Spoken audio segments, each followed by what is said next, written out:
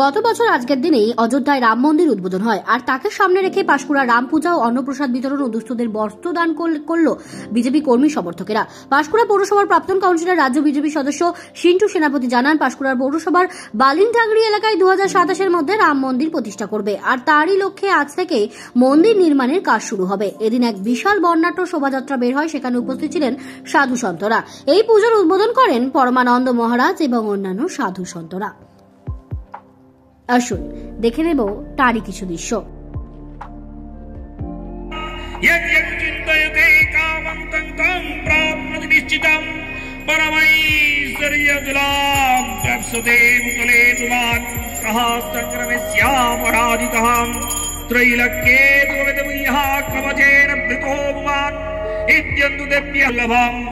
यवडेत् प्रयतो नित्यां दैवी कलभवत्तस्यां त्रैलक्येन पराजितः जीवेत् वर्षतां संग्रहे लूता विस्फोटकादय स्थावरां जङ्गमं चैव